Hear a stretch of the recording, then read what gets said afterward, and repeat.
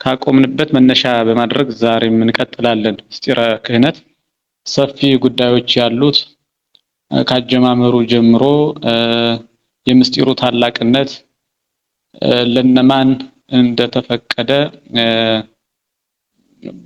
በምስጢረ ክህነት የሚያገለግሉ መንፈሳውያን አገልጋዮችስ ምን ድርሻ እንዳላቸው ካሿሿማቸው ጀምሮ እስከ በትክክል በሕጉ በስርዓቱ በሚፈቅደው ካልሄዱ ደግሞ መሻርም እንዳለበት የሚያስነሳ ሰፊ ጉዳይ ነውና ይልቁንም በምስጢረ ክህነት ውስጥ ሰባቱ ማዕረጋተ ክህነት የክህነት ማዕረጋት እርከኖች ደረጃዎች ስላሉ እኒያን አንድ ባንድ እያየን ነው ያለነው። ስለሆነም የዛሬ መነሻችን የቀሳውስት ወይም የካህናት አሿሿም ምን ይመስላል የሚልን ርዕሰ ጉዳይ ይዘን ነው የምንቀጥለው። ከፓትርያርክ ጀምሮ ጳጳስ ወይም ኤጲስቆጶስ እንዴት መሾም እንዳለበት የሚያሽር ነገርም ካለ እንዴት እንደሚሻር የቀሳውስትንም እንዲሁ የዲያቆናትን በጥቅሉ የሰባቱን ማዕርጋተ ክህነት አሿሿማቸውና አሻሻራቸውን እያየን መጥተናል። በዋናነት ፓትርያርክን፣ ጳጳስን፣ ሊቀ ጳጳስን እኒህን ተመልክተናል። ዛሬ የቀሳውስትን አሿሿም ስርዓት መነሻ እናደርጋለን ማለት ነው። እንግዲህ ቅዱስ ጳውሎስ በመልእክቱ ለኤጲስቆጶሳት ሹመት መመዘኛ ሆነው የቀረቡት ቅዱስ ጳውሎስ በመልእክቱ የገለጻቸው ሐሳቦች ወይም ትእዛዛት ለቀሳውስት መመዘኛ ናቸው። አንደኛ ጢሞቴዎስ ምዕራፍ 3 ቁጥር 1 ጀምረን በስፋት ያየናቸው ወደ 18 ጉዳዮች ማለት ነው። መመዘኛዎቹ መስፈርቶቹ ለካህናትም የሚያገለግሉ ናቸው ማለት ነው።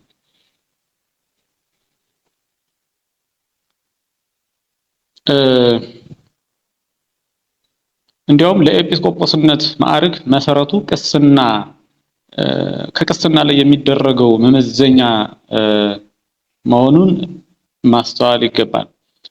ለማዕረገ ቅስና ከሚያበቁ መስፈርቶች ወይም መመዘኛዎች መካከል በመጻሕፍት የተገለጹትን ስንመለከት ስለ ሃይማኖቱ፣ ስለ መልካም ስራውና ስለ ጠባዩ በእውነት የተመሰከረለት በአኗኗሩ ነውርና ነቀፋ ያልተገኘበት የራሱን ቤት በመልካም የሚያስተዳድር በአንዲት ድንግል ሴት ብቻ የተወሰነ አንዲት ሴት ብቻ ያገባ ጋብቻን ያልደገመ ማለት ነው።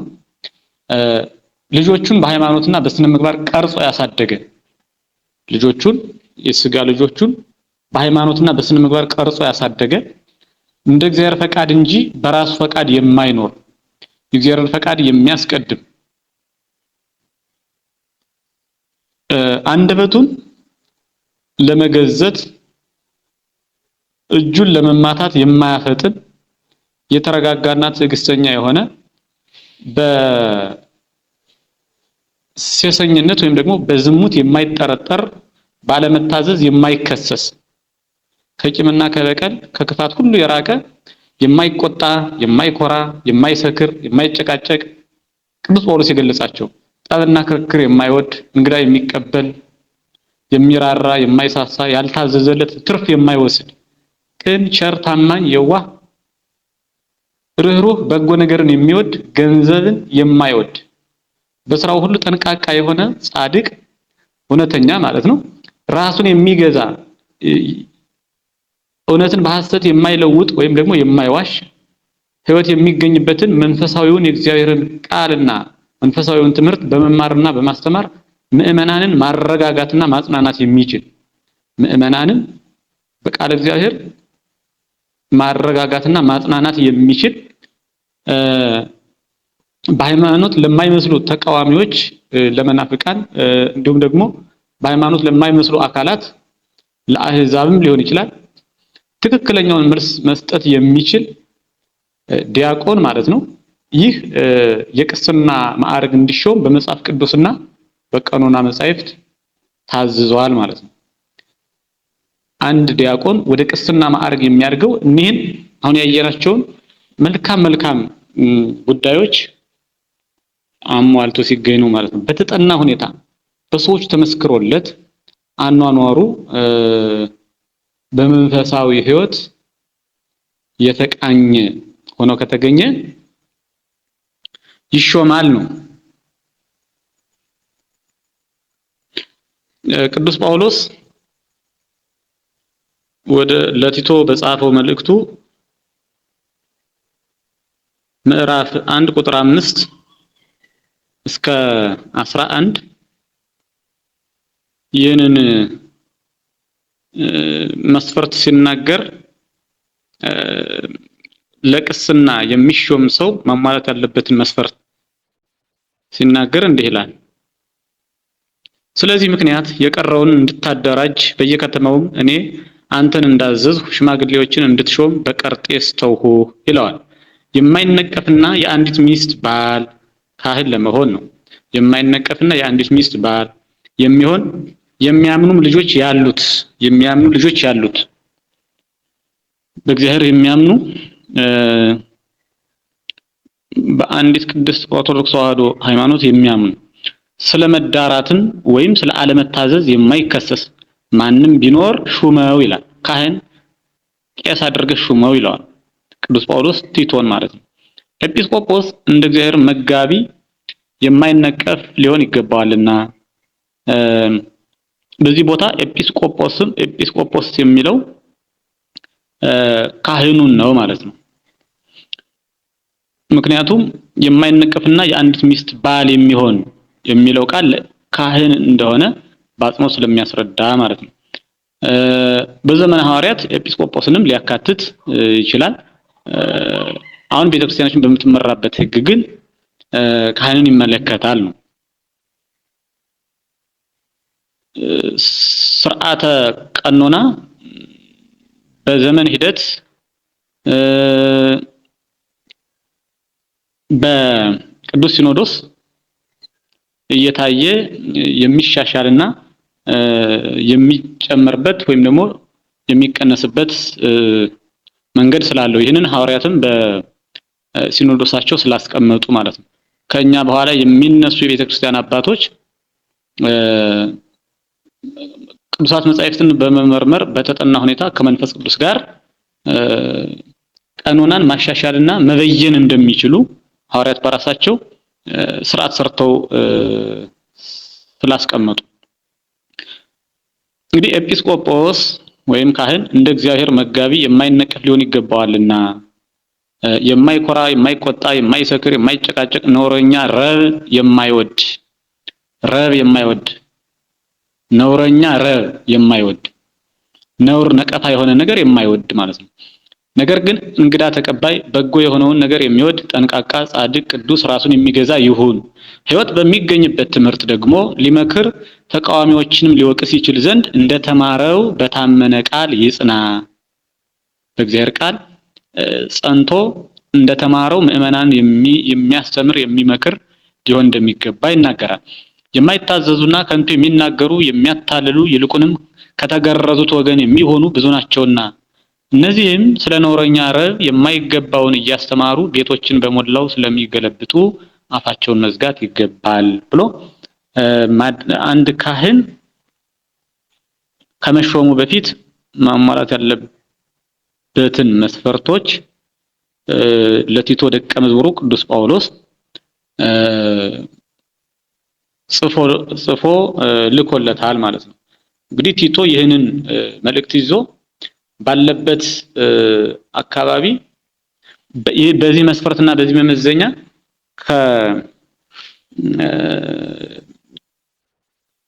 ከዲያቆናት ቀሳውስትን ካህናትን ሊሾም ነው ማለት ነው። ከምዕመናን ለክህነት አገልግሎት ሊመርጥ ነው ማለት ነው።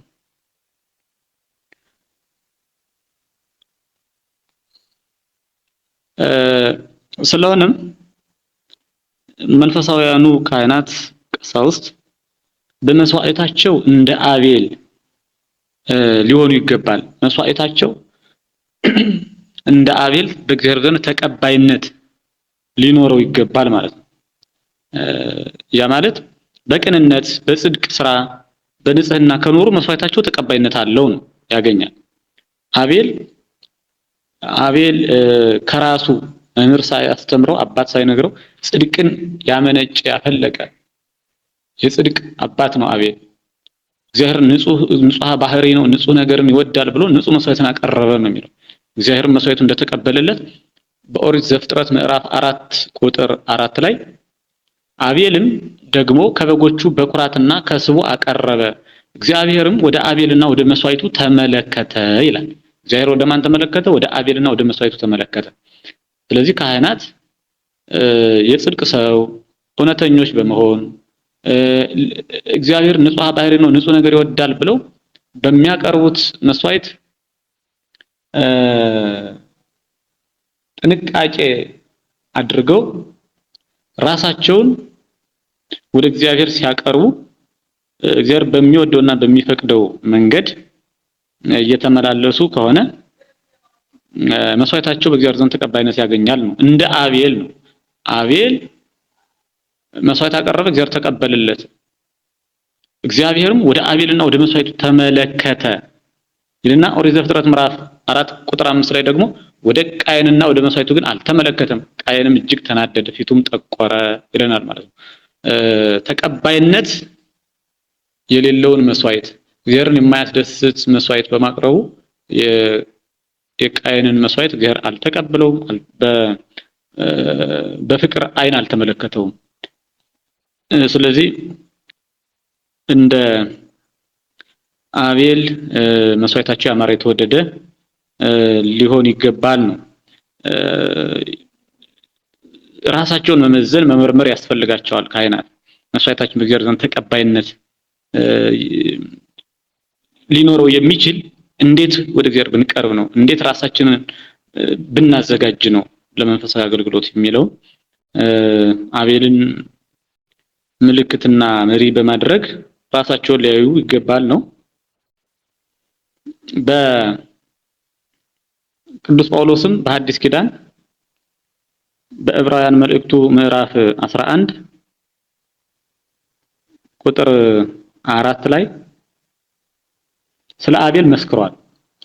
አቤል ከቃየል ይልቅ የሚበልጥን መስዋዕት ለእግዚአብሔር በእምነት አቀረበ፣ በዚህም እግዚአብሔር ስለ ስጦታው ሲመሰክር እርሱ ጻድቅ እንደሆነ ተመሰከረለት፣ ሞቶም ሳለ በመስዋዕቱ እስካሁን ይናገራል ብሎ ስለ አቤልና ስለ አቤል ጽድቅ ስለ አቤል መልካም የሆነ መስዋዕት ቅዱስ ጳውሎስም በሐዲስ ኪዳን ጠቅሶ ይናገራል ነው። ካህናት የሚያቀርቡት መስዋዕት እንደ አቤል ተቀባይነት እንዲኖረው በእግዚአብሔር ዘንድ ራሳቸውን ማዘጋጀት ይኖርባቸዋል ነው። በንጽህና በመንፈሳዊ ሕይወት ራሳቸውን ማነጽ ይገባቸዋል። ሄኖክንም ብንመለከት በእምነታቸው ሄኖክን ሊመስሉ ይገባል። ሄኖክ ያመነ ሰው ነው። ሄኖክ ያመነ ሰው በእምነቱም የተጠቀመ ሰው ነው። ኦሪት ዘፍጥረት ምዕራፍ 5 ቁጥር 24ን ስንመለከት ስለ ሄኖክ መጽሐፍ ቅዱስ እንዲህ ይላል፣ ሄኖክም አካሄዱን ከእግዚአብሔር ጋር ስላደረገ አልተገኘም፣ እግዚአብሔር ወስዶታልና። አካሄዱን ከማን ጋር አደረገ? ከእግዚአብሔር ጋር ስላደረገ አልተገኘም። ለምን አልተገኘም? ለሞት አልተገኘም ነው።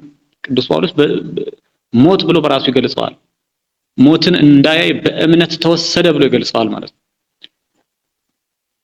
ስለዚህ መንፈሳውያኑ አገልጋዮች በእምነታቸው እንደ ሄኖክ ጠንካሮችና ለመንፈሳዊ አገልግሎታቸው ታማኞች ሆነው ሊገኙ ይገባል ነው። ይህንን ሄኖክን ቅዱስ ጳውሎስም አንስቶ ሲገልጸው ዕብራውያን 11:5 ላይ እንዲህ ይላል፣ ሄኖክ ሞትን እንዳያይ በእምነት ተወሰደ፣ እግዚአብሔርም ስለወሰደው አልተገኘም፣ ሳይወሰድ እግዚአብሔርን ደስ እንዳሰኘ ተመስክሮለታልና ይልና ቁጥር 6 ላይ ያለ እምነትም ደስ ማሰኘት አይቻልም፣ ወደ እግዚአብሔር የሚደርስ እግዚአብሔር እንዳለ ለሚፈልጉትም ዋጋ እንዲሰጥ ያምን ዘንድ ያስፈልገዋልና ለሚፈልጉትም ዋጋ እንዲሰጥ ያምን ዘንድ ያስፈልገዋልና። ስለዚህ ሄኖክ ሞትን እንዳያይ በምን ተወሰደ? በእምነት ተወሰደ። ወደ የት ተወሰደ? ወደ ሕይወት ምድር ወደ ብሔረ ሕያዋን ተወሰደ ማለት ነው። ካህናት በእምነታቸው ጠንካሮች ሄኖክ ሊመስሉ እንደሚገባ ነው የሚነግረን።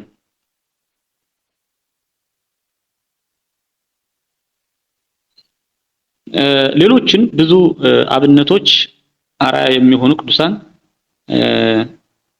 ልናነሳ እንችላለን ማለት ነው።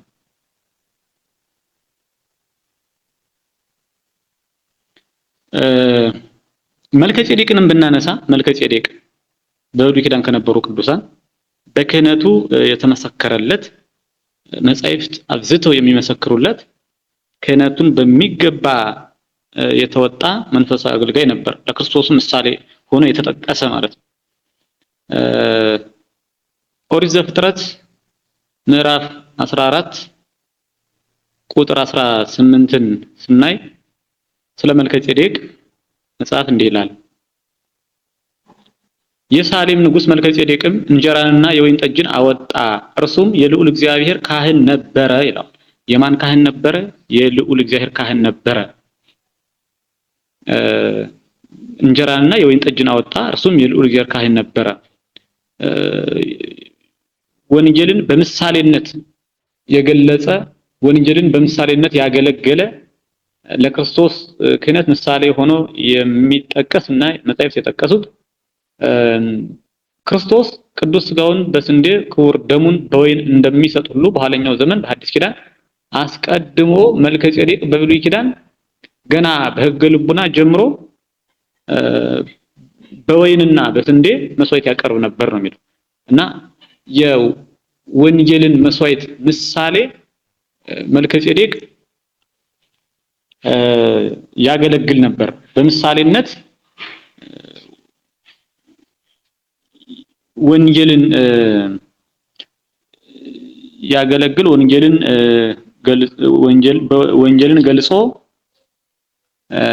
እግዚአብሔርን ያገለግል ነበር ማለት ነው። የመልከጼዴቅ ክህነት ለክርስቶስ የመልከጼዴቅ መስዋዕት ለክርስቶስ ቅዱስ ሥጋና ክቡር ደም ምሳሌ ሆኖ ይጠቀሳል ነው።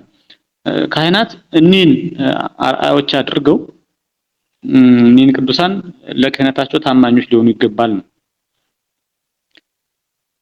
ቅዱስ ጳውሎስም ስለ መልከጼዴቅ እንዲሁ በሐዲስ ኪዳን ዕብራውያን 5:6 ላይ ምዕራፍ 5 ቁጥር 6 ማለት ነው ይመሰክራል። እንደዚህም በሌላ ስፍራ ደግሞ አንተ እንደ መልከጼዴቅ ሹመት ለዘላለም ካህን ነህ ይለዋል። ክርስቶስ ነው እንደዛ የሚለው ከላይ እንዲሁ ክርስቶስ ደግሞ ሊቀ ካህናት ሊሆን ራሱን አላከበረም፣ ነገር ግን አንተ ልጄ ነህ እኔ ዛሬ ወልጄሃለሁ ያለው እርሱ ነው ይልና ስለ ክርስቶስ እየተናገረ ይመጣና እንደዚህም በሌላ ስፍራ ደግሞ አንተ እንደ መልከጼዴቅ ሹመት ለዘላለም ካህን ነህ ይላል ብሎ እንደ መልከጼዴቅ ሹመት መልከጼዴቅ ለክርስቶስ ክህነት ምሳሌ እንደነበር የወንጌልን ምሳሌነት ይዞ የነበረ ወንጌልን በምሳሌ ያገለግል የነበረ ታላቅ ካህን ነው። ነብዩ እግዚአብሔር ዳዊትም ስለ መልከጼዴቅ መስክሯል። ስለ መልከጼዴቅ ይናገራል ማለት ነው። አንተ ካህኑ ለዓለም በከመ ሲመቱ ለመልከጼዴቅ እንደ መልከጼዴቅ ሹመት አንተ ለዘላለም ካህን ነህ ብሎ ገልጾታል ማለት ነው። ክርስቶስን ትንቢት ስለ ክርስቶስ ሲናገር እግዚአብሔር እንደ መልከጼዴቅ ሥርዓት አንተ ለዘላለም ካህን ነህ ብሎ እግዚአብሔር ማለ አይጸጸትም ይላል ነብዩ ዳዊት። እንደ መልከጼዴቅ ሥርዓት አንተ ለዘላለም ካህን ነህ ብሎ እግዚአብሔር ማለ አይጸጸትም፣ ከማለም አይጸጸትም ማለት ነው። እንግዲህ የክርስቶስ ምሳሌ እንደሆነ ነብዩ ዳዊት መልከጼዴቅን ገልጾታል ማለት ነው። ተጨማሪ ቅዱስ ጳውሎስን በዕብራውያን መልእክቱ ምዕራፍ 7 ቁጥር 21 ላይ ስለ መልከጼዴቅ እናንሳና ወደ በክህነት አገልግሎት ወደ አገለግሉ ሌሎቹ አብነት ወደሚሆኑ መንፈሳዊ አገልጋዮች እንቀጥላለን ማለት ነው። ዕብራውያን 7:21 ላይ ስለ መልከጼዴቅ እንዲሁ ቅዱስ ጳውሎስ በተጨማሪ መሰከራል። እነርሱም ያለ መሐላ ካህናት ሆነዋልና እርሱ ግን ጌታ አንተ እንደ መልከጼዴቅ ሹመት ለዘላለም ካህን ነህ ብሎ ማለ አይጸጸትም ብሎ በተናገረለት ከመሐላ ጋር ካህን ሆነዋልና ያለ መሐላ ካህን እንዳልሆነ መጠን በማለት መልከጼዴቅን የክህነት ሰው መልካም የክህነት ሰው በክህነት በሚገባ ያገለገለ ለክርስቶስ ምሳሌ የሆነ እንደሆነ ይጠቅሰዋል ማለት ነው። እንግዲህ ካህናት መንፈሳውያኑ አገልጋዮች ቀሳውስት እኒህን ቅዱሳን እያዩ እያሰቡ ለክህነታቸው ታማኝና መንፈሳዊ ሊሆኑ ይገባቸዋል ነው። ዘካርያስን ብንወስድ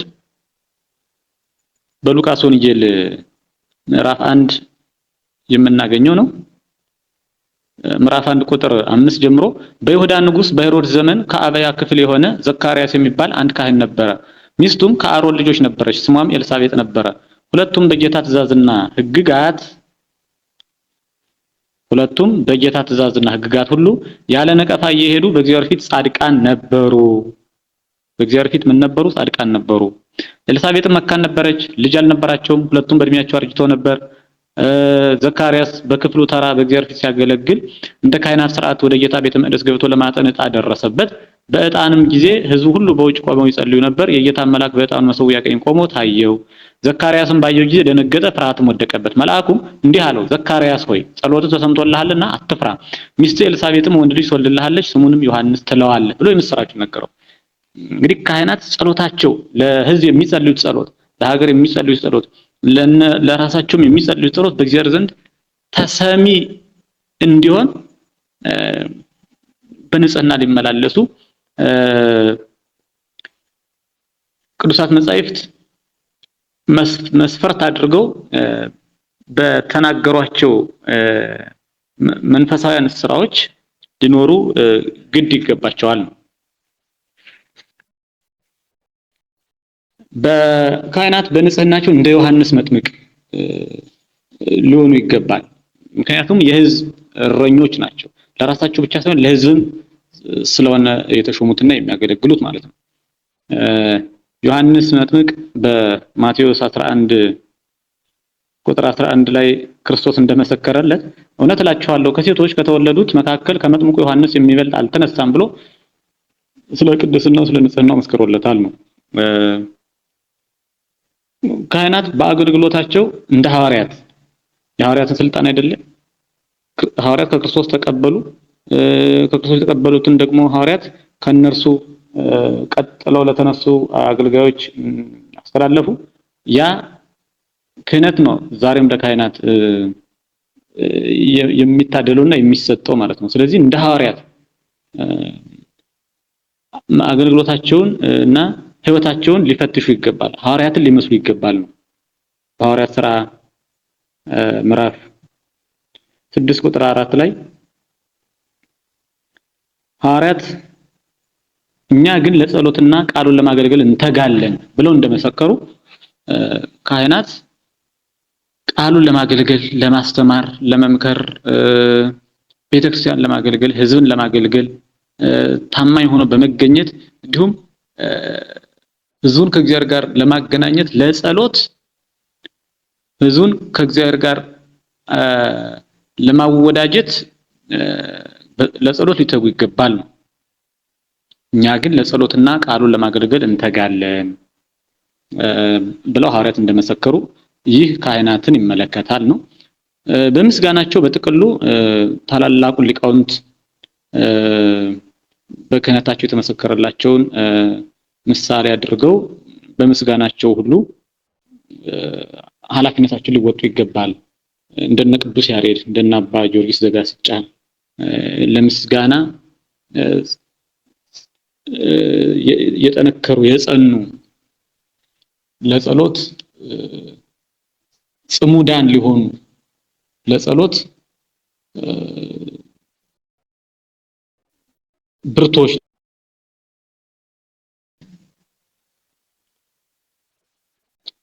ከዚህ አልፎ ግን ካህናት በአግባቡ ኃላፊነታቸውን ካልተወጡ መጻሕፍት በከንቱ ስራቸው እንደመሰከሩባቸው እግዚአብሔርም ስራቸው እንደጠላባቸው እንደ ኤሊ ልጆች ሊሆኑ አይገባም ማለት ነው። በአንጻሩ ማለት ነው የኤሊ ልጆች በአንደኛ ሳሙኤል ምዕራፍ 2 ቁጥር 12 ላይ ራሱ እግዚአብሔር የገሰጻቸው መጽሐፍም እንደሚነግረን ምናምንቴዎች ነበሩ ነው የሚላቸው። በሚገባ ያን ታላቅ ክህነት ታላቅ ክብር አልተጠቀሙበትም። የሕዝብ መሪዎች አገልጋዮች ነበሩ። እነርሱ ግን የኃጢአት አገልጋዮች ሆነው በመገኘት ተነቅፈውበታል። እንኳን ሕዝብን ሊጠብቁበት ራሳቸውን እንኳን ሊጠብቁበት አልቻሉም ማለት ነው። አንደኛ ሳሙኤል ምዕራፍ 2 ቁጥር 12 ላይ መጽሐፍ ቅዱስ የኤሊ ልጆች አፍኒንና ፊንሐስን ሲነቅፋቸው እናያለን። የኤሊም ልጆች ምናምንቴዎች ነበሩ፣ እግዚአብሔርንም አያውቁም ነበር። ካህን ሆኖ እግዚአብሔርን አለማወቅ በጣም ከባድ ቅጣትን የሚያስከትል ነው። እግዚአብሔርን የማያውቁትን ለማስተዋወቅ የተሾመ መንፈሳዊ አገልጋይ ራሱ እግዚአብሔርን አለማወቅ ያ ማለት በሕግ እግዚአብሔር አለመኖር እግዚአብሔርን አለማወቅ ነው። ይህ በጣም ትልቅ ስህተትና ውድቀት ነው። እንግዲህ የኤሊ ልጆች አፍኒንና ፊንሐስን እንዳይመስሉ ራሳቸውን መፈተሽና መመርመር የካህናት ድርሻ ነው ማለት ነው። የመንግስተ ሰማያት ቁልፍ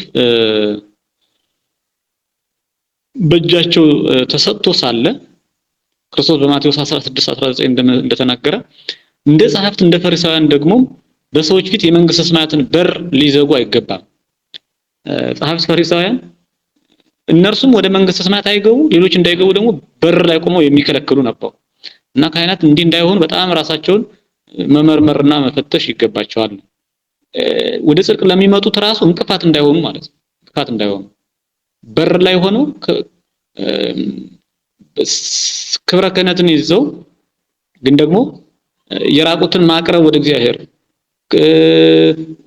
ወደ ቅዱሳኑ ህብረት መሰብሰብ ሲችሉ ምእመናንን ግን የመጡት እንዳያርቁ በር ላይ ቆመው ወደ መንግስተ ሰማያት ለመግባት የሚመጡትን እንዳይከለክሉ መጠንቀቅ አለባቸው ካህናት። ክርስቶስ በማቴዎስ ወንጌል ምዕራፍ 23 ላይ ስለ ጸሐፍት ፈሪሳውያን ሲናገር ይከለክሉ ነበር እና እንዲህ አይነት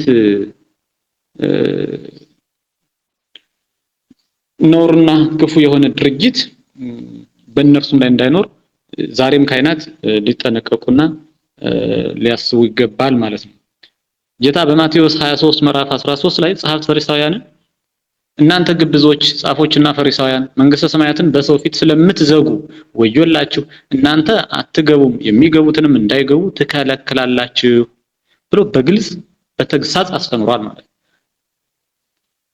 እነሱም አይገቡ ለመግባት የሚመጡትን ደግሞ የሚከለክሉ በጣም ከባድ ችግር ነው እና ይህም እንዳለ በካህናት በኩል በማሰብ አንድ መንፈሳዊ አገልግሎት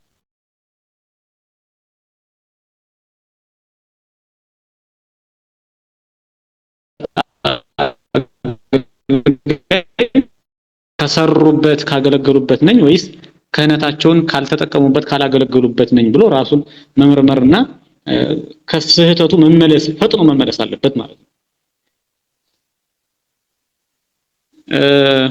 በሉቃስ ወንጌልም ምዕራፍ 11 ቁጥር 52 ላይ እናንተ ሕግ አዋቂዎች የእውቀትን መክፈቻ ስለወሰዳችሁ ወዮላችሁ፣ ራሳችሁ አልገባችሁም የሚገቡትንም ከለከላችሁ ብሎ ክርስቶስ ገስጿል። አሁን ጸሐፍት ፈሪሳውያንን እናንተ ሕግ አዋቂዎች የእውቀትን መክፈቻ ስለወሰዳችሁ፣ ይህ መንግስተ ሰማያት መክፈቻ ቁልፍ ለካህናት ተሰጥቷል፣ ግን ወዮላችሁ ተባሉ። ራሳችሁ አልገባችሁም፣ ቁልፉን ይዘውታል፣ ግን ከፍተው መግባት አልቻሉ። የሚገቡትንም ከለከላችሁ። በጣም ሰነፎች እንደሆኑ ያሳያል ማለት ነው። እና እንዲህ አይነቱ እንዲህ አይነቱ ተግሳጽ በእነሱ ላይ እንዳይገለጽና እንዳይተረጎም ካህናት ለክህነታቸው ታማኝ ሊሆኑ ለእግዚአብሔር ታማኝ አገልጋይ ሊሆኑ ይገባል ነው በጥቅሉ።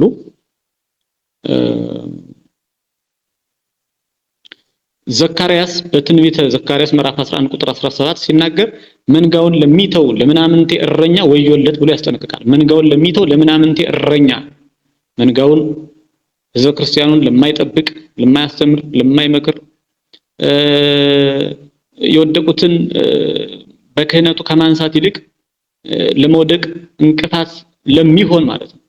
እንቅፋት ለሚሆን ለምናምንቴ ኖረኛ ለሆነ እረኛ ወይም አገልጋይ ወዮለት ብሎ ያስጠነቅቃል።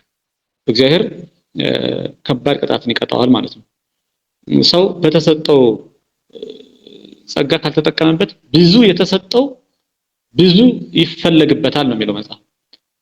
ብዙ ያወቀ ባወቀው ልክ ብዙ ስልጣን የተቀበለ ብዙ ጸጋ የተሰጠው በዚያ በተሰጠው ልክ ካላገለገለበት ቅጣቱን ብዙ ነው የሚሆነው። ለዘብዙሃ ወሃብዎ ብዙሃ ይታሰስዎ፣ ብዙ ለሰጡት ብዙ ስራን ይጠብቁበታል፣ ብዙ ይፈልጉበታል፣ ብዙ እንዲያተርፍ ይፈልጋል ነው እና ብዙ ጸጋ ተሰጥቶ አለመስራት ወዮታ ያለበት እንደሆነም በመረዳት ምናምንቴ ከመሆን ይልቅ ታማኝ አገልጋይ መሆን አለባቸው ነው። እግዚአብሔር ለሙሴ ሲናገር ዛሬ እኔ አንተን የማዘዘውን ትእዛዙንና ፍርዱን ስርዓቱንም ባለመጠበቅ አምላክህን እግዚአብሔርን እንዳትረሳ ተጠንቀቅ ይለዋል። ኦሪት ዘዳግም ምዕራፍ 8 ቁጥር 11። እንግዲህ ሙሴ የሕዝብ እረኛ ነበር። ካህናትም የሕዝብ እረኞች በመሆናቸው የእግዚአብሔርን ትእዛዙንና ፍርዱን ስርዓቱን ባለመጠበቅ አምላካቸው እግዚአብሔርን እንዳይረሱ መጠንቀቅ እንዳለባቸው ያስረዳል። ቅዱስ ጳውሎስ ደቀ መዝሙር ጢሞቴዎስን ሲመክር ለማንበብና ለመምከር ለማስተማርም ተጠንቀቅ ይለዋል። አንደኛ ጢሞቴዎስ ምዕራፍ 4 ቁጥር 13 ላይ ማለት ነው። ለማንበብና ለመምከር ካህናት አንባቢዎች፣ መካሪዎች፣ አስተማሪዎች ሊሆኑ ይገባል። እንዲሁም በተጨማሪ ለራስህና ለትምህርትህ ተጠንቀቅ ይለዋል። ለራስህና ለትምህርትህ ሌሎቹን አድናለሁ ብሎ ወይም ደግሞ ለሌሎቹ ለድህነታቸው ምክንያትና መሰላል ሆናለሁ ብሎ የሚያስብና የሚያምን መንፈሳዊ አገልጋይ ራሱን ደግሞ እንዳያጣ መጠንቀቅ አለበት ማለት ነው። ራሱን እንዳያጣ ከጽድቅ ራሱን እንዳያወጣ ማለት ነው። እንግዲህ በእነዚህም ጽና፣ ይህን ብታደርግ ራስህንም የሚሰሙህንም ታድናለህና ብሎ ለማንበብ፣ ለመምከር፣ ለማስተማር መጠንቀቅ እንዳለበት፣ ለራሱና ለትምህርቱ መጠንቀቅ እንዳለበት። የሚያስተምረው እግዚአብሔርን ቃል ነው ወይስ ምን አይነት ትምህርት ነው የሚያስተምረው? ምድራዊ ትምህርት ነው የሚያስተምረው ወይስ ሰማያዊ ትምህርት ነው? ስጋዊ ነገርን ነው ወይስ መንፈሳዊ ነገርን ነው የሚያስተምር ያ መንፈሳዊ አገልጋይ? እና መንፈሳዊ አገልጋይ ይህንን በደንብ በማስተዋል መጠንቀቅ አለበት ነው። ለተሾመበት ዓላማ ታማኝ ሆኖ መገኘት አለበት። አንደኛ ጢሞቴዎስ ምዕራፍ 4 ቁጥር 16 ላይ ለራስህና ለትምህርትህ ተጠንቀቅ፣ በእነዚህም ጽና፣ ይህን ብታደርግ ራስህንም የሚሰሙህንም ታድናለህና ብለዋል ማለት ነው ብሎ ይናገራል ቅዱስ ጳውሎስ። ስለዚህ እኒህን ቅዱሳት መጻሕፍት ቃላት መሰረት በማድረግ መንፈሳውያኑ ቀሳውስት አገልጋዮች ራሳቸውን ለክህነታቸው የታመኑ ማድረግና በተሰጣቸው ክህነት በሚገባ በማገልገል የአክሊል የሰማያዊ አክሊል ተሸላሚዎች ሊሆኑ ይገባቸዋል ነው። አንድ ካህን ወይም አንድ ቄስ ከመሾሙ በፊት መመዘኛዎቹ መስፈርቶቹ ምንድናቸው ስንል፣ አንደኛ እድሜ በራሱ መመዘኛ መስፈርት ነው። አንድ ዲያቆን ወደ ቅስና ማዕረግ ለማደግ እድሜው የመጀመሪያ መስፈርት ነው። የቅስና መቀበያ እድሜ 30 ዓመት እንዲሆን በሥርዓት መጻሕፍት ሥርዓት ተሰርቷል። ይኸውም ጌታችን በዮርዳኖስ ተጠምቆ ማስተማር የጀመረበት እድሜ ስለሆነ ማለት ነው። አንድ ሰው ሙሉ ሰው ይሆናል ተብሎ የሚታመነው 30 ዓመት ላይ ነው። አዳምም ሲፈጠር ይህ ከዚህ ቀረህ የማይባል ፍጹም የ30 ዓመት ጎልማሳ ሆኖ ነበር የተፈጠረው ማለት ነው። ክርስቶስም የአዳም ልጅነት ሊመልስለት የ30 ዓመት ጎልማሳ በነበረበት ጊዜ ነው የተጠመቀው እና ለመንፈሳዊ ሹመት 30 ዓመት አስፈላጊ እንደሆነ በእድሜው ራሱ ሰው የሚያገኘው ዕውቀትና የሚያገኘው ማስተዋል ጥበብ ስላለ ማለት ነው። እድሜ ስለሚመክር ማለት ነው፣ ስለሚያስተካክል እና የቅስና መቀበያ እድሜ 30 ዓመት እንዲሆን ስርዓት ተሰርቷል። እንግዲህ ይህም ጌታችን በዮርዳኖስ ተጠምቆ ማስተማር የጀመረበትን እድሜ ምክንያት ያደረገ ነው። ዲያቆን 30 ዓመትና ከዚያ በላይ ከሆነው ከአንዲት ድንግላዊት ሴት ጋር በስርዓተ ተክሊል በቅዱስ ጋብቻ ከተወሰነ በኋላ ወይም ከመነኮሰ በኋላ የቅስና ማዕረግ ይሰጠዋል። የቅስና ማዕረግን ለመቀበል አንድ ዲያቆን ወይ ማግባት አለበት ወይ መመንኮስ አለበት ወይ በሕግ መወሰን አለበት ወይ መታቀብ አለበት ማለት ነው። መታቀብ ማለት በድንግልና ለመኖር መወሰን አለበት ነው። በእነዚህ በሁለት መንገዶች ካላለፈ አንድ ዲያቆን ካህን ሊሆን የቅስና ማዕረግ ሊቀበል አይችልም። ይህ ስርዓት ሆኖ ተሰርቷል። እንግዲህ ሳያገባ ወይም ሳይመነኩስ ቅስና አይሰጠውም ማለት ነው። ለአንድ ዲያቆን ሳያገባ ወይም ሳይመነኩስ ቅስና አይሰጠውም። እድሜውም 30 ዓመት ካልሞላው 30 ዓመት እስከሚሆነው ድረስ ሊጠብቅ እንደሚገባ በፍትሐ ነገሥት ተቀምጧል። ይሰየም ቀሲስ ዘእንበለ በ30 ዓመት መኒ ኮነ ድልዎ አላ ይትአገስ እስከ ፍጻሜ ዝንቱ መዋዕል እስመ እግዚእነሂ ኢየሱስ ክርስቶስ ተጠምቀ በ30 ዓመት ወእምዝ አሐዘ ይምሃር። ቄስ በ30 ዓመቱ ካልሆነ በቀር አይሾም ምንም የበቃ ቢሆን ይላል። ይህ ዘመን እስኪሞላው ድረስ ይቆይ እንጂ ጌታችን ኢየሱስ ክርስቶስ በ30 ዘመኑ ተጠምቆ ከዚያ በኋላ ማስተማር ጀምሯልና በቀጥታ ፍትሐ ነገሥቱ ያስቀመጠው ስርዓት ይህንን ነው። በፍትሐ ነገሥት ፍትህ መንፈሳዊ አንቀጽ 6 ቁጥር 211 ላይ የምናገኘው መመሪያና ትእዛዝ ነው። ይሄ ሌላው አንድ ዲያቆን ካህን ለመሆንና የቅስና ማዕረግን ለመቀበል በክህነቱ ለማደግ ማለት ነው። እንግዲህ ቅስና ከዲቁና ከፍ ያለና ያደገ ማዕረግ ነው። ወደ ከፍ ወዳለው ማዕረግ ለማደግ እድሜ አንድ መስፈርት ነው። ሁለተኛው የትምህርት ዝግጅት ሌላ መስፈርት ነው፣ ደግሞ ተጨማሪ መስፈርት ነው። የቅስና ማዕረግ ለመቀበል የትምህርት ዝግጅት ወሳኝ ጉዳይ ነው። ዲያቆን እያለ የሚያውቀው ዕውቀት የተማረው ትምህርት ይኖረዋል። ካህን ሲሆን ደግሞ ከዚያ በላይ የበለጠ ኃላፊነት ስለሚጠብቀው አሁንም በዕውቀቱ ማደግና ራሱን በዕውቀት ማሻሻል አለበት ማለት ነው። እንደ ኢትዮጵያ ኦርቶዶክስ ተዋሕዶ ቤተክርስቲያን ስርዓት ብዙ የቤተክርስቲያናችን የትምህርት ዘርፎች ብዙ ናቸው።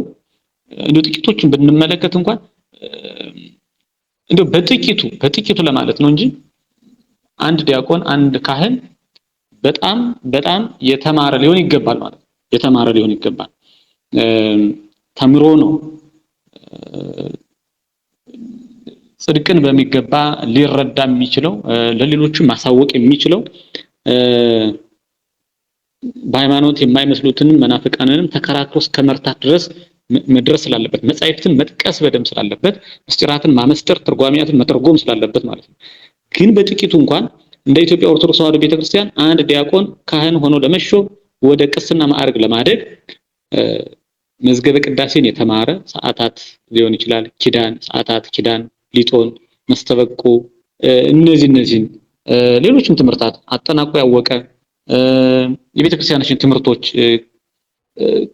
የቅኔን ምስጢር፣ ነገረ ሃይማኖትን በሚገባ አምስቱን አዕማደ ምስጢራት፣ ሰባቱ ምስጢራት ቤተክርስቲያን ያጠና ቅዱሳት መጻሕፍትን ተርጉሞ ማስተማር የሚችል መሆን አለበት። በጥቅሉ ቅዱሳት መጻሕፍትን ተርጉሞ ማስተማር የሚችል መሆን አለበት በእውቀቱ። ግብረ ገብነቱና መንፈሳዊነቱ ደግሞ በሚያውቁት ምዕመናን እና ካህናት ዘንድ የተመሰከረለት ሊሆን ይገባል ማለት ነው። መልካም ሰው መሆኑ የተመሰከረለት ሊሆን ይገባል። እንግዲህ ዲያቆን የቅስና ማዕረግ የሚሰጠው እንደ ኢትዮጵያ ኦርቶዶክስ ተዋሕዶ ቤተክርስቲያን ስርዓት እኒህን አሁን ያየናቸውን ትምህርቶች ማወቅና መማር ይዞ መገኘት ሲችል ነው። የትምህርት ዝግጅት አስፈላጊ ነው። የሚለውን መረዳት ይገባል። ሳይማር ሳያውቅ ቢሾም መንጋውን ወዴት እንደሚያሰማራው ስለማያውቅ እንቅፋት ከመሆን ውጭ ለጽድቅ መንገድና ለጽድቅ ድልድይ መሰላል ሊሆን አይችልምና ማለት ነው። ስለዚህ የትምህርት ዝግጅት አስፈላጊ ነው።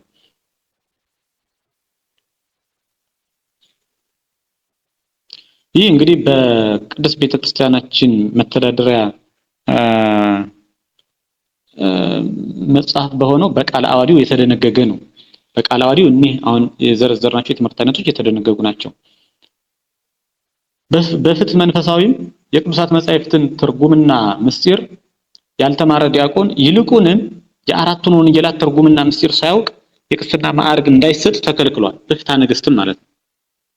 አራቱን ወንጌላት ምስጢራቸውን ጌታ ያስተማራቸውን በምድር ላይ ተገልጾ በምድር ላይ እየተመላለሰ ያስተማራቸውን አራቱን ወንጌላት ለመንግስተ ሰማያት መግቢያ በር የሆኑ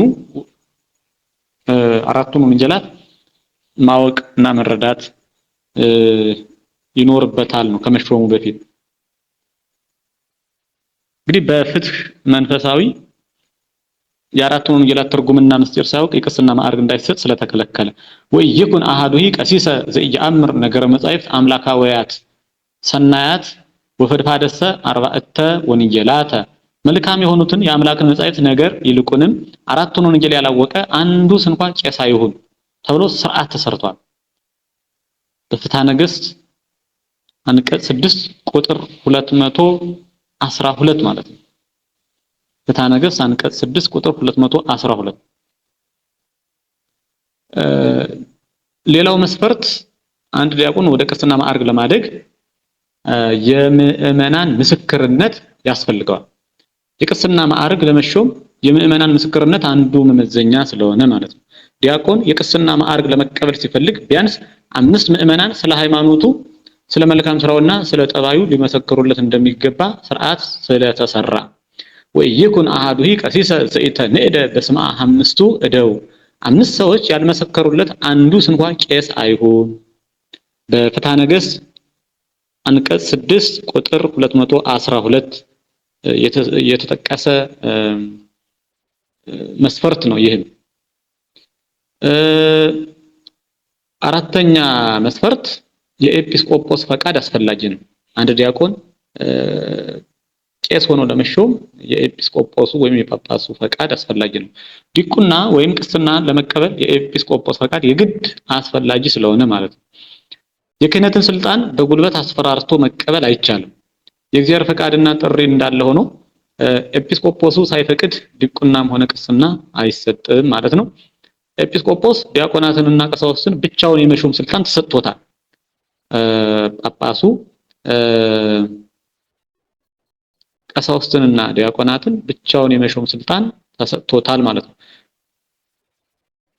ወኢይሰየም ቀሲስ ወዲያቆን ዘእንበለ በምክረ ኤጲስቆጶስ ዘውእቶሙ ታሕተ ስልጣኑ ወይሲም ኤጲስቆጶስ ባህቲቱ እስመ ሣልሳይ ማዕርጊሁ ያለ ኤጲስቆጶስ ፈቃድ ቄስም ዲያቆንም አይሾም፣ እነርሱም ከስልጣኑ በታች ናቸው ይላል። ኤጲስቆጶስ ማዕረጉ ሶስተኛ ነውና ብቻውን ይሹም።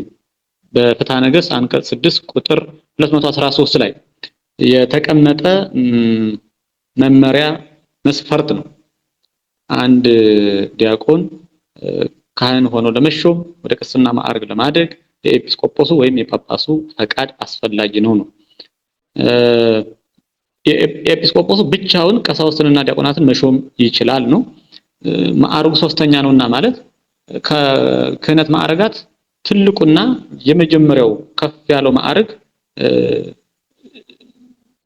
ጵጵስና ስለሆነ ነው እና ብቻውን የመሾም ስልጣን ተሰጥቶታል ነው። ሶስተኛ ሲል ከታች ወደ ላይ ነው። ዲቁና፣ ቅስና፣ ጵጵስና። ኤጲስቆጶስ ማለት የጵጵስና ማዕረግ ያለው ማለት ስለሆነ ማለት ነው። የሹመቱን ስርዓት ስንመለከት የቅስና ሹመት ራሱን የቻለ ስርዓት አለው። ቅስና የሚሾመው ዲያቆን ከኤጲስቆጶሱ ወይም ከጳጳሱ ፊት ለፊት ይቆማል። ኤጲስቆጶሱም በመጽሐፈ ሲመት ወይም ደግሞ የሹመት መጽሐፍ መንፈሳውያን አገልጋዮች የሚሾሙበት ራሱን የቻለ ጸሎት፣ ቃል እግዚአብሔር ስርዓት የተጻፈበት ያለበት የሹመት መጽሐፍ አለና ኤጲስቆጶሱ በመጽሐፈ ሲመት የታዘዘውን ጸሎት ቆሞ ይጸልይለታል። ጸሎቱን ሲጨርስ በአንብሮተ እድ እጁን ከራሱ ላይ በመጫን ያንን የሚሾም አገልጋይ የቅስና ማዕረግ ይሾመዋል ማለት ነው። ዲያቆኑን የቅስና ማዕረግ ይሾመዋል። ጸሎቱን ሲጨርስ በአንብሮተ እድ የቅስና ማዕረግ ይሾመዋል። ወለእመ ፈቀደ ኤጲስቆጶስ ከመ ይሲም ቀሲሰ ያንብር እዴሁ ላዕለ ርእሱ፣ ኤጲስቆጶስ ቄስን ይሾም ዘንድ ቢወድ በአንብሮተ እድ ይሹመው ተብሎ ስርዓት ስለተሰራ ማለት ነው። በፍትሐ ነገሥት ፍትሕ መንፈሳዊ አንቀጽ 6 ቁጥር 213 ላይ የምናገኘው ነው ይህንን ስርዓት።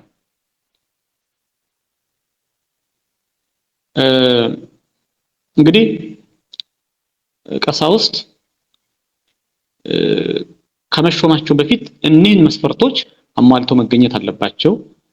ሲሾሙም ያሿሿማቸው ስርዓት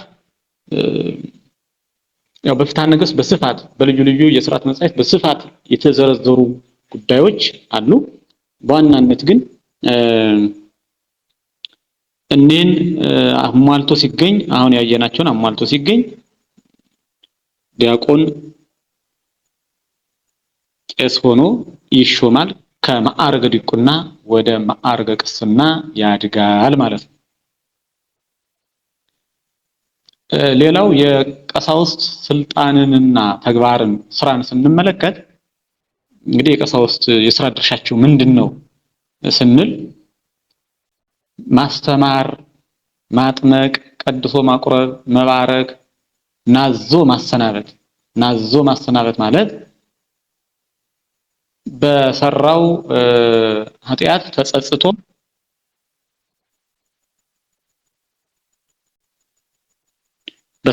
ኃጢአት ተጸጽቶ ንስሐ ሊገባ የመጣውን ተነሳሂ ምእመን በሚገባ በፍቅር ተቀብሎ ኑዛዜውን ሰምቶ ቀኖና ሰጥቶ ማሰናበት ማለት ነው። ናዞ ማሰናበት። እንግዲህ የቀሳውስት የሥራ ድርሻ ማስተማር፣ ማጥመቅ፣ ቀድሶ ማቁረብ፣ መባረክ፣ ናዞ ማሰናበት። ቀኖናውንም መጨረሻ ላይ ጨርሶ ሲመጣ የሚገባውን ጸሎት አድርሶ እግዚአብሔር ይፍታ ብሎ ስርየት ኃጢአትን የማሰጠት ኃላፊነት አለበት ነው። ምእመናን በሃይማኖት እንዲጸኑና በስነ ምግባር እንዲጎለምሱ ማድረግ የካህናት ተልእኮና መንፈሳዊ ግዴታቸው ነው። ይህ መንፈሳዊ ግዴታቸው ነው። እስከተሾሙ ድረስ መንፈሳዊ ግዴታቸው ነው።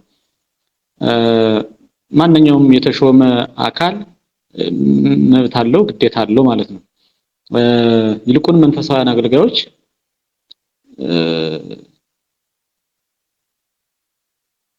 ከመብት ይልቅ ግዴታቸው የጸና ነው። ያ ማለት እግዚአብሔር በፈቃዱ በምህረቱ በልግስናው ለዚህ ክብር አብቅቷቸው ክህነቱን አድሏቸው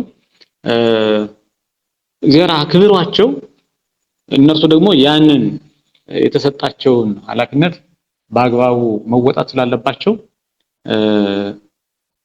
ማስተማር፣ ማጥመቅ፣ ቀድሶ ማቁረብ፣ መባረክ፣ ናዞ ማሰናበት፣ ምእመናን በሃይማኖት እንዲጸኑና በስነ ምግባር እንዲጎለምሱ እንዲታነጹ ማድረግ መንፈሳዊ የተልእኮ ግዴታቸው ነው ማለት ነው።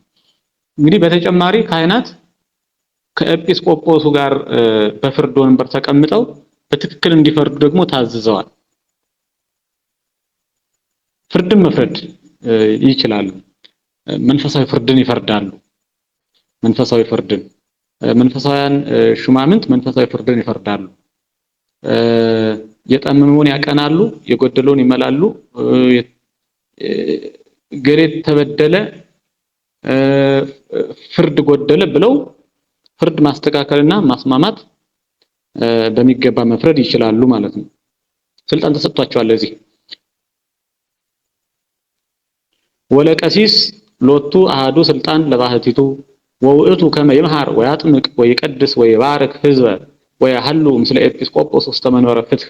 ለቄስ አንድ ስልጣን ብቻ አለው፣ ይኸውም ያስተምር ዘንድ ያጠምቅ ዘንድ ይቀድስ ዘንድ ይባርክ ዘንድ በፍርድም ወንበር ከኤጲስቆጶስ ጋር ይቀመጥ ዘንድ ይላል።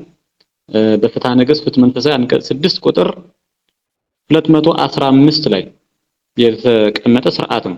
እንግዲህ ለቄስ አንድ ስልጣን አለው ማለት ማስተማርን፣ ማጥመቅን፣ መቀደስን፣ መባረክን፣ መፍረድን ይህን ሁሉ አንድ አድርጎ ቆጥሮ ነው። ይህን ሁሉ አንድ ወገን አድርጎ ቆጥሮ ነው። ያ ማለት እንደ ጳጳስ መሾም እንደማይችል ለመግለጽ ነው አንድ ስልጣን አለው የሚለው እንጂ በዚያ በቅስናው ራሱ ከታች ወደ ላይ ስንቆጥር የክህነት እርከኖችን የክህነት ማዕረጋትን ከፍተኛ ማዕረግ ከአናጉንስጢስነት ጀምረን አጻዊ ሆህትነትን፣ ንፍቀ ዲቁናን፣ መዘምራንን፣ ዲቁናን ስንቆጥር ወደ 6ኛ ማዕረግ ነው የሚሆነው። ስለዚህ ማዕረጉ ታላቅ ነው። ይህ ማዕረግ ደግሞ ምስጢራትን ሁሉ የመፈጸም ስልጣን ተሰጥቶታል። በዚህ ማዕረግ አንድ ካህን 6ቱን ምስጢራተ ቤተክርስቲያን ይፈጽማል። ጥምቀትን፣ ሜሮንን፣ ቁርባንን፣ ንስሐን፣ ተክሊልን፣ ቀንዲልን። ታዲያ አንድ ስልጣን ብቻ ነው ያለው ማለቱ መሾም ስለማይችል ነው። በተሰጠው ስልጣን ካህናት፣ ዲያቆናት አድርጎ መሾም ስለማይችል ነው እንጂ ያ በተሰጠው ስልጣን ግን ብዙ ምስጢራትን ይፈጽማል፣ ብዙ ስራዎችን ይሰራል፣ ሰፊ መንፈሳዊ ግዴታ አለበት ነው። ቄስ ምእመናንንና ዲያቆናትን ይባርካል። ነገር ግን በስልጣን ከሱ ከሚያንሰው ወይም ከዲያቆን አይባረክም። አሁን ዲያቆን የሚባርክ ሆኖ አይደለም። ሆኖም ግን ዲያቆንም እንደማይባርክ ቄስም ደግሞ ከሱ በታች እንደማይባረክ መግለጽ ስለፈለገ ነው። ወይ ባርክ ወይይትባረክ እንዘውእቱ ይንእስ፣ ይባርክ እንጂ ከሱ ከሚያንሰው አይባረክ ተብሎ በፍትሐ ነገሥት አንቀጽ 6 ቁጥር 215 ላይ ይህ ስርዓት ተቀምጧል። ቄስ ምእመናንን የመባረክ ስልጣን ተሰጥቶታል። ነገር ግን ስልጣነ ክህነትን የመሾምና የመሻር ስልጣን አልተሰጠውም። ስልጣነ ክህነትን የመሾምና የመሾም ብቻ ሳይሆን የመሻርም ስልጣን አልተሰጠውም። ቀሲስ ያንብር እዴሁ ላዕለ አርእስተ ሕዝብ ወኢይሲም አሐደሂ ወኢይምትሮ፣ በሕዝብ ራስ ላይ እጁን ያስቀምጥ ይላል። አንድ ካህን በሕዝብ ራስ ላይ እጁን ያስቀምጥ፣ አንዱንስ እንኳን አይሹም። እጁን ሊያስቀምጥ ይችላል ለቡራኬ፣ ሆኖም ግን አንዱንስ እንኳን አይሹም። መሾም ግን እንደማይችል ስልጣን እንዳልተሰጠው መሻርም እንዲሁ እንደማይችል አይሹም አይሻርም ተብሎ በፍትሕ መንፈሳዊ ተቀምጧል። ፍትሕ መንፈሳዊ አንቀጽ 6 ቁጥር 215 ማለት ነው። እንግዲህ ቀሳውስት ሊጠብቁትና ሊፈጽሙት የሚገባቸው ብዙ ትእዛዝ፣ ብዙ መንፈሳዊ ሕግ አለ። ቀሳውስት በምእመናን ላይ አባቶቻችን ሐዋርያት ከሰሩት ማለት ነው፣ ክርስቶስ ከሰራው አባቶቻችን ሐዋርያት ከሰሩት ካስተማሩት ትእዛዝ የወጣ ስርዓት እንዳያጸኑ ታዝዘዋል። ቀሳውስት በምእመናን ላይ ሐዋርያት ከሰሩት ትእዛዝ የወጣ ስርዓት እንዳያጸኑ ታዝዘዋል። ያ ማለት ስርዓት እንዳያጸኑ፣ እንዳያከብዱ በርህራሄ ምእመናን ሊጠብቁ ሊንከባከቡ የሚገባ በርህራሄ በፍቅር እንጂ ስልጣን ተሰጠን ብለው ስርዓት ሊያጸኑ እንደማይገባ ማለት ነው። ምክንያቱም እግዚአብሔር ራሱ ዓለምን የሚገዛ ዓለምን የሚመራ የሚያስተዳድር በርህራሄው ስለሆነ ማለት ነው። በርህራሄውማ ባይሆን ሰው በስራው የተሰጠው መልካም ነገር ሁሉ ሊሰጠው ባልቻለ ነበር። እንዲያው በህይወት እንኳን መኖር ባልቻለ ነበር ሰው በስራው ቢሆን ማለት ነው። ምክንያቱም በህይወት የሚያኖረውን መልካም ስራ ሰርቶ ስለማይገኝ ነው። ግን በእግዚአብሔር ምህረት ነው ሰው የሚኖረው። ያልጠፋ ነው ከእግዚአብሔር ምህረት የተነሳ ነው ነብዩ ኤርምያስ በሰቆቃው ኤርምያስ እንደተናገረ ማለት ነው። ስለዚህ እግዚአብሔር ራሱ ዓለምን አስጨንቆ አስጠብቦ አይገዛም። በምህረቱ በርህራሄው ብዛት ነው የሚገዛ እና በእግዚአብሔር አምሳል የተሾሙ መንፈሳውያን አገልጋዮችም ምእመናንን በርህራሄ በፍቅር እንጂ ስርዓትን በማጽናት ስርዓትን በማክበድ ሊመሯቸው አይገባም ነው። ሊመሩ ሊያስተዳድሩ ሊያዘዙ አይገባም። በንስሐም ጊዜ ቢሆን በኑዛዜ ጊዜ ቀኖናን በመስጠትም ቢሆን ምእመናኑ በሚችሉት ልክ እግዚአብሔር የሚፈልገው የተነሳህያኑን መጸጸት መመለስ ስህተታቸውን ማመናቸውን እንጂ ለዚያ ደግሞ ምልክት ይሆን ዘንድ በሚችሉት ልክ ቀኖና ይሰጣቸዋል እንጂ ለሰሩት ኃጢአት ሙሉ በሙሉ ካሳ የሚሆን ቀኖና አይደለም የሚሰጥ። ትልቁ ካሳ የእግዚአብሔር ምህረት ስለሆነ ማለት ነው፣ ምህረቱ ነው። እናም በርህራሄ በፍቅር ህዝቡን ሊመሩ ይገባቸዋል ነው መንፈሳውያኑ አገልጋዮች። እስመ ቅኔትከ ወመልክናከ ትሬስየከ ተሳሃል ላይለ ኩሉ እግዚአብሔር አገዛዝህ በርህራሄ በምህረት በፍቅር እንዲሆን ራሱ ባህሪህ ፈቃዱ ነው የሚለው። የእግዚአብሔር ፈቃዱ ማንም ሰው በርህራሄ እንዲገዛ በርህራሄ እንዲተዳደር በነፃነቱ እንዲኖር ነው። እንትንም ፍጥረትን ሲፈጥር ይልቁንም የሰው ልጅ በነፃነት የፈጠረውም ለዚህ ስለሆነ ማለት ነው። ይህም ስርዓት ሆኖ ተሰርቷል። ወይ ይወስክ አሃዱሂ እንቀሳውስት ምንተኒ ክበደ ላይለ ህዝብ ውጹአ እምቀኖና አበዊነ ሐዋርያት ከቀሳውስት አንዱስ እንኳን አባቶቻችን ሐዋርያት ከሰሩት ስርዓት የወጣ ስርዓት ለህዝቡ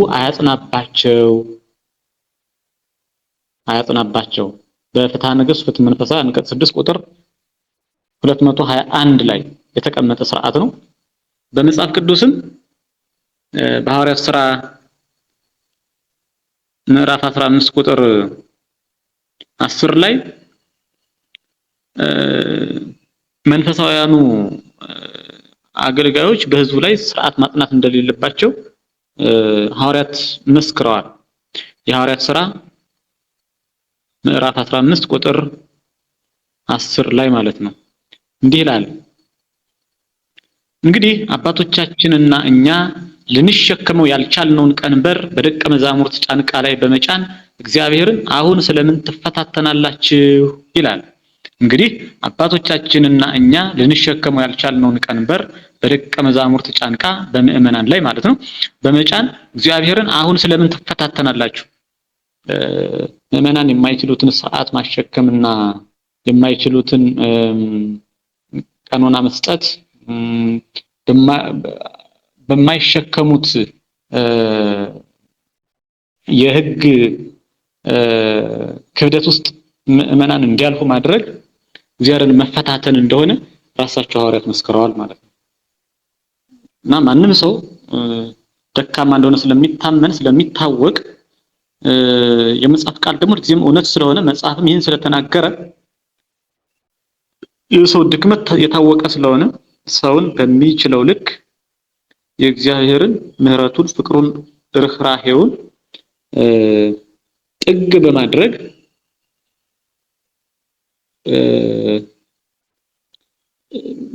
መንፈሳውያኑ አገልጋዮች ሊመሩ ሊያስተዳድሩ ይገባል እንጂ ህግን፣ ስርዓትን፣ ቀኖናን ማክበድ አይኖርባቸውም ነው። ጌታ ራሱ በማቴዎስ ወንጌል ምዕራፍ 23 ጸሐፍት ፈሪሳውያንን ሲገስጻቸው ወያሰክምው ወለሰብ ወያአስሩ ጾረ ክውደ ወያሰክምው ወለሰብ ዲበ መትከፍቱ ወለሊሆሙሰ ይለክፍው ጥቀ በአጽባይቶሙ ብሎ ነው የገሰጻቸው። እንግዲህ የኦሪት ካህናት ናቸው እነዚህ አሁን የተገሰጹት ጸሐፍት ፈሪሳውያን። ክርስቶስ ምንድነው ያላቸው? ከባድ ሸክምን ያስራሉ አለ። ከባድ ሸክምን ያስራሉ። ያንንም ከባድ ሸክም በሰው ጫንቃ ላይ ያሸክማሉ። እነርሱ ግን እንኳን ሊሸከሙት በጣታቸው አይነኩትም ይላል። እና እንዲህ አይነቱ ተግሳጽ በካህናት በቀደመው ዘመን ደርሶባቸዋል። ስለዚህ ቀኖናን ያላቅም ማክበድና አመራርን አስተዳደርን ማክበድ እግዚአብሔርን መፈታተን ነው፣ የሚያስቀጣም ነው። ካህናቱንም ያስቀጣል ነው በእግዚአብሔር ዘንድ። ከነርሱም በላይ ደግሞ እግዚአብሔር ሁሉን የሚያይና አመራራቸውን አስተዳደራቸውንና እረኝነታቸውን የሚፈትሽና የሚያጠና የሚመረምር ስለሆነ እግዚአብሔር ማለት ነው። እንግዲህ ቀሳውስት የሚሾሙባቸውን መስፈርቶች ካየን ከቅስና የሚሻሩባቸው ጉድለቶችና ስህተቶች ደግሞ አሉ። ከቅስና የሚሻሩባቸው ኃጢያቶች አሉ ማለት ነው። የኃጢያት ስራዎች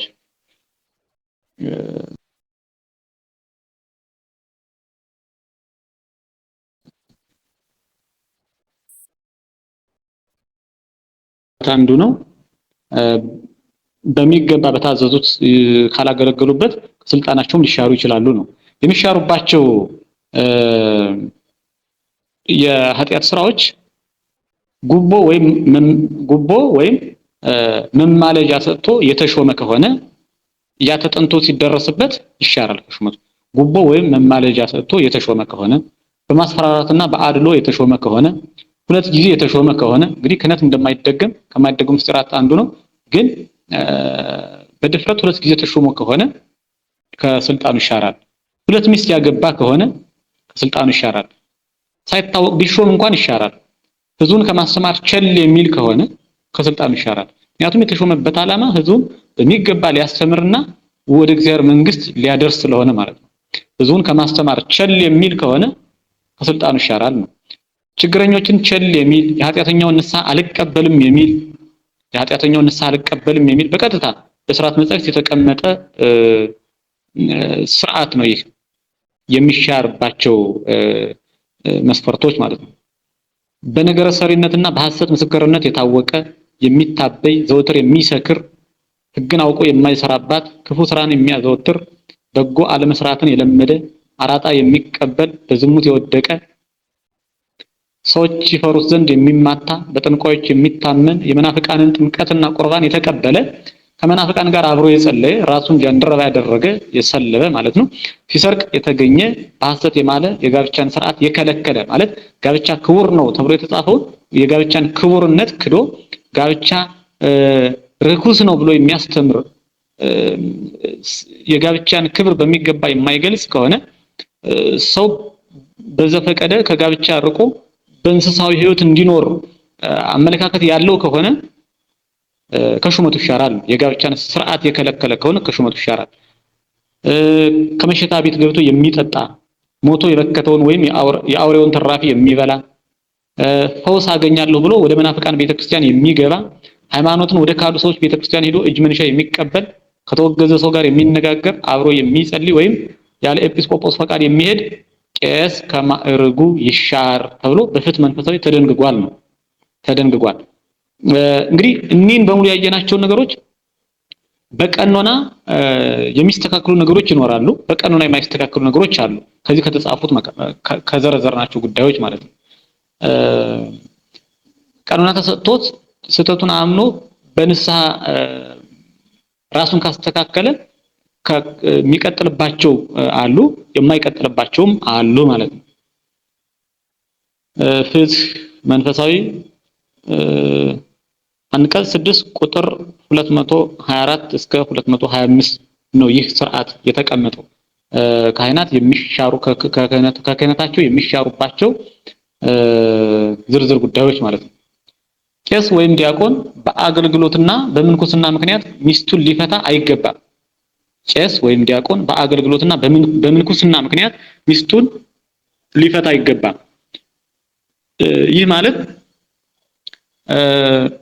ከሚስቱ ጋር ለመኖር አገልግሎቱ የማይመቸው ሆኖ ማለት ነው። አይመቸኝም ብሎ አስቦ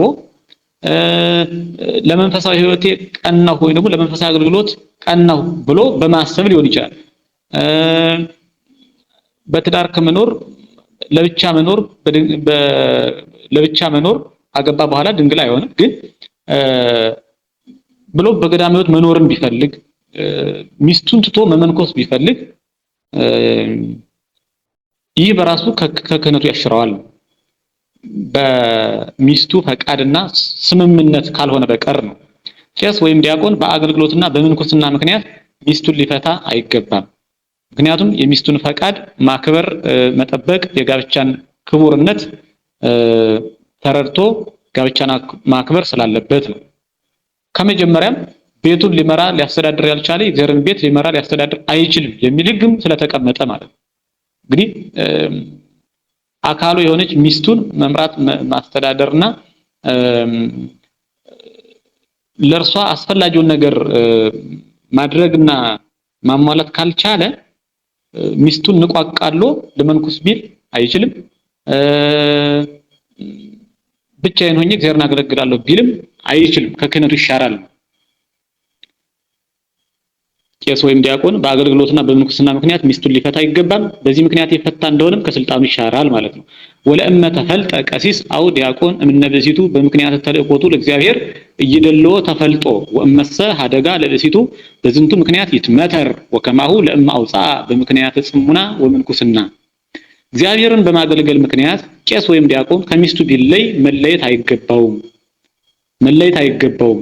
በዚህ ምክንያት ሚስቱን ቢፈታት ይሻር፣ እንደዚሁም በምንኩስናና በተባይቶ ምክንያት ቢፈታት ይሻር ተብሎ በፍትሐ ነገሥት ፍትሕ መንፈሳዊ አንቀጽ 6 ቁጥር 226 ላይ ተቀምጧል። ህጉ ስርዓቱ ማለት ነው። ሌላው ቄስ ወይም ዲያቆን ኤጲስቆጶሱን ቢንቅና ቢያቃልል ብቻውንም ቤተክርስቲያን ቢሰራ ኤጲስቆጶሱን በተደጋጋሚ የመከረው ከጥፋቱ ባይመለስ ከማዕርጉ ይሻራል። ወለእመ መነኖ ቀሲስ አው ዲያቆን ለኤጲስቆጶስ ወለእመ መነኖ ቀሲስ አው ዲያቆን ለኤጲስቆጶስ ዚአሁ ወገብረ ሎቱ ምስዋዓ በባህቲቱ ወፀውኦ ኤጲስቆጶስ ክልኤተ ጊዜያተ አው ሰለስተ ወኢተሰጦ ይትመተር ማዕርጊሁ ወእቱኒ ወእለ ተለውዎ። ቄስ ወይም ዲያቆን ኤጲስቆጶሱን ቢንቀው ብቻውንም ቤተ መቅደስ ቢሰራ ኤጲስቆጶሱን 3 ጊዜ ቢጠራው መልስ ባይሰጠው እርሱ ከማዕርጉ ይሻር፣ ተከታዮቹም ይሻሩ ተብሎ ስርዓት ተሰርቷል። ይህንን ስርዓት በፍትሐ ነገሥት አንቀጽ 6 ቁጥር 228 ላይ እናገኘዋለን ማለት ነው። ቄስ ወይም ዲያቆን ወይም መነኩሴ የሚያገለግልበትን ቤተክርስቲያን ትቶ ወደ ሌላ መሄድ አይገባውም። ከሄደም ተመክሮ ካልተመለሰ ከማዕርጉ ይሻራል። ካልተመለሰ እንግዲህ በቀኑና ይስተካከሉ እንዳሉ ልብ ማለትም ያስፈልጋል ነው። ወለእመ ፈቀደ ቀሲስ አው ዲያቆን አው መነኮስ ከመይሁር ቤተክርስቲያኑ ኢትተወከፎ ቤተክርስቲያን ካልይት አላ ያገብርዎ ከመይትመየጥ ሀበ መካኑ ወለእመ አበየ ተመይጦ ይሰደድ ወይደመር ሀበ ጉባኤ። ቄስ ወይም ዲያቆን ወይም መነኩሴ ቤተክርስቲያኑን ትቶ ቢሄድ ሌላይቱ ቤተክርስቲያን አትቀበለው፣ ወደ ቦታው ይመለስ ዘንድ ይማልዱት እንጂ ሊመለስም ባይወድ ይለይ፣ በጉባኤም አይቀላቀል ተብሎ ስርዓት ተሰርቷል ነው። ይህንንም ስርዓት በፍትሐ ነገሥት አንቀጽ 6 ቁጥር 229 ላይ እናገኘዋለን። ሃይማኖቱና መልካም ስራው ሳይመረመር ቅስና የተሾመ ሰው በኋላ የሰራው ኃጢአት ቢታወቅ ከማዕርጉ ይሻራል። መጀመሪያ እንግዲህ ሃይማኖቱን መልካም ስራውን መመርመር ይገባል። ይልቁንም ሰዎች የመሰከሩለት ሊሆን እንደሚገባ ከመሾሙ በፊት ለሹመት የሚያስፈልጉ መስፈርቶችን ሲዘረዘር መጽሐፍ ይህን አስቀምጧል። በሃይማኖቱና በስነ ምግባሩ የማይነቀፍ ይልቁንም በሃይማኖቱ የጸና በስነ ምግባሩ ደግሞ የተወደደለት በእግዚአብሔርም በሰውም ዘንድ የተወደደለት ሊሆን እንደሚገባ ተናግሯል። ግን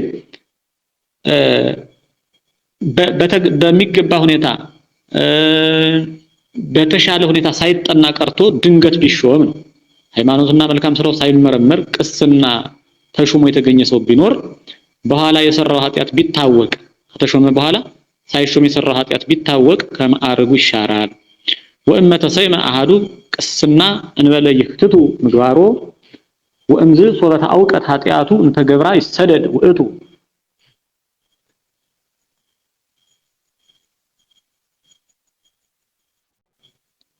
ወበውሳኔሂ የተተወከፎ ቤተክርስቲያን ስራው ሳይመረመር አንዱ ቅስና ቢሾም ከዚህም በኋላ የሰራት ኃጢአት ብትታወቅ እርሱ ይለይ፣ በጉባኤም ቤተክርስቲያን አትቀበለው። ፍትሐ ነገሥት አንቀጽ 6 ቁጥር 232 ላይ የተቀመጠ መስፈርት ነው። ይህም ሌላው ስጋዊ ሕማም ሳይከለክለው አብይ ጾምንና ዓርብ ረቡዕን የማይጾም ካህን ቢኖር ከክህነቱ ይሻራል። ስጋዊ ሕማም ሳይከለክለው በሚችልበት ሁኔታ መጾም እየቻለ ግን ባይጾም በድፍረት የጾምን ሕግ መልካምነት እያወቀ እየተረዳ ለሕዝቡ ማሳወቅ ማስረዳት ሲኖርበት የመንፈሳዊ ስራዎች ሁሉ ተቀዳሚ የመጀመሪያው ጾም ሲሆን ግን ስጋዊ ሕማም ሳይከለክለው አብይ ጾምንና የጌታን ጾም ማለት ነው ታላቁን ጾም ከሰዓቱ ጾማት እንዲሁም ጾመ ድህነት የምንላቸውን እኛ የዳንበትን በማሰብ በክርስቶስ ድነናል፣ በጸጋው ድነናል። ክርስቶስ እኛን ሲያድን ደግሞ እኔን ዕለታት ምክንያት አድርጓል። ረቡዕንም ዓርብንም ማለት ነው። ረቡዕ ምክረ አይሁድ የጸናበት ክርስቶስ ለመሰቀል በአይሁድ ዘንድ ምክራቸው የተፈጸመበት ማለት ነው። ክርስቶስ ሊሰቅሉ ምክራቸውን ቆርጠው አጽንተው ወስነው የተነሱበት ዕለት ረቡዕ ነው። ያንን በማሰብ እንዲሁም ደግሞ ዓርብ ለዓለም ድህነትና ለዓለም ቤዛ ሆኖ ክርስቶስ በቀራንዮ አደባባይ የተሰቀለበት ዕለት ነው። ይህንን በማሰብ ቤተክርስቲያናችን ዓርብንና ረቡዕን ጾመ ድህነት ብላ ትጾማለች፣ ታከብራለች። አብይ ጾምንና ጾመ ድህነት የምንላቸው ዓርብንና ረቡዕን የማይጾም ካህን ከክህነቱ ይሻራል ነው ጉዳዩ። ወኩሉ ዘኢይጸውም ጾመ አርብዓ አው ጾመ ረቡዕ ወዓርብ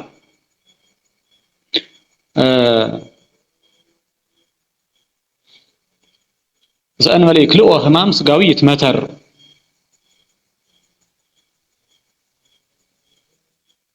ስጋዊ ሕማም ሳይከለክለው ጾመ አርብዓን ወይም የዓርብንና የረቡዕን ጾም የማይጾም ይሻር ተብሎ በፍትሐ ነገሥት ፍትሕ መንፈሳዊ ማለት ነው አንቀጽ 9 ቁጥር 322 ላይ ተቀምጧል። ይህ ስርዓት ሌላው የክህነትን ማዕረግ ከተቀበለ በኋላ ያገባ ካህን ክህነቱ ይሻራል። የክህነትን ማዕረግ ቅስናን ማለት ነው ከተቀበለ በኋላ ያገባ ካህን ክህነቱ ይሻራል። ምክንያቱም ቅስና የሚቀበል አስቀድሞ አግብቶ ስለሆነ ማለት ነው፣ ወይ መንኩሶ ወይ አግብቶ ስለሆነ ማለት ነው። ግን ሳያገባ ወይም ሳይመነኩስ ቅስናን ተቀብሎ ኋላ ማግባቱ ቢታወቅበት እንዳላገባ ቢታወቅ ኋላ ሊያገባ ቢፈልግም ባይፈልግም ሊያገባ ቢፈልግም ባይፈልግም አስቀድሞ ሚስት ከማግባቱ በፊት ክህነትን ቅስናን የተሾመ ከክህነቱ ይሻራል ነው። እመቦ ካህን ዘአውሰበ እምድኅረ ነሲኦቱ ማዕርገ ክህነት ይትመተር ማዕርጊሁ የክህነትን ማዕረግ ከተቀበለ በኋላ ያገባ ካህን ቢኖር ከሹመቱ ይሻር ተብሎ ይህም በፍትሐ ነገሥት አንቀጽ 9 ቁጥር 323 ላይ ተቀምጧል። የሚሻርባቸውን መስፈርቶችና የሚሻርባቸውን ህገጋት ነው እያየን ያለ ነው ማለት ነው። ቄስ ሚስቱ በወለደች ጊዜ ከአገልግሎት አይከለከልም። ቀሲስ ወበወለደት ብእሲቱ ይትከላ ቄስ ሚስቱ በወለደች ጊዜ አይከልከል ተብሎም ስርዓት ተሰርቷል። በፍትሐ ነገሥት አንቀጽ 6 ቁጥር 237 ላይ ማለት ነው። ከካህናት መካከል በቅዳሴ ጊዜ የሳቀ እንደሆነ ቅጣቱ 1 ሱባኤ ይሆናል። እመቦ እምካህናት ዘሰሐቀ በጊዜ ቅዳሴ ኩነኔሁ አሐዱ ሱባኤ በቅዳሴ ጊዜ ከካህናት ወገን የሳቀ ቢኖር ቅጣቱ 1 ሱባኤ ነው ተብሎ ይህም በፍትሐ ነገሥት አንቀጽ 9 ቁጥር 329 ላይ ተቀምጧል። እንግዲህ የካህናትን ቅጣት ከሹመት እስከ መውረድ ከሹመት እስከ መሻር ድረስ ቢያጠፉ ከሕግ ቢወጡ የሚደርስባቸውን ቅጣት ነው እያየን ያለ ነው። አሿሿማቸውን እንዳየን ከሹመታቸው የሚወርዱበትንም ማየቱ አስፈላጊ ስለሆነና ከእንዲህ አይነት ነውር ነቀፋ ከሆነ ስራ መራቅና መጠንቀቅ ስለሚያስፈልግ ማለት ነው።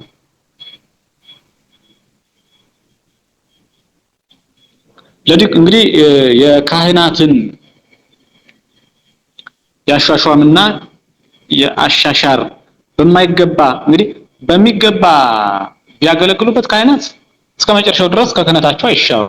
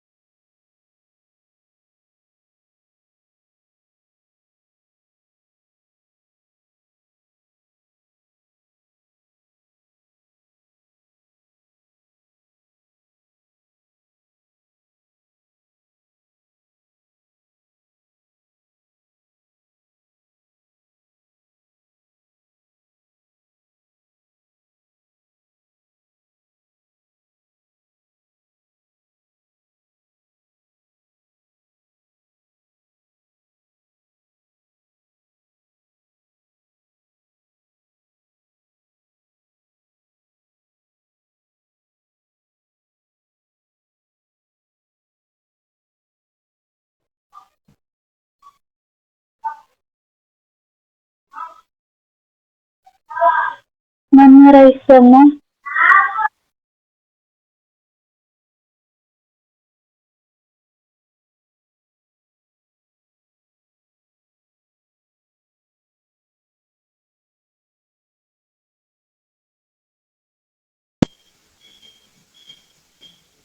ለዛሬ በዚህ ይበቃናል።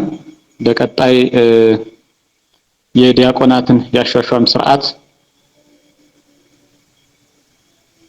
መነሻ አድርገን እንቀጥላለን። ስለነበረን ጊዜ አምላካችን ቅዱስና ክቡር ስሙ የከበረ የተመሰገነ ይሁን። ወስብሐት ለእግዚአብሔር። ይቆየን።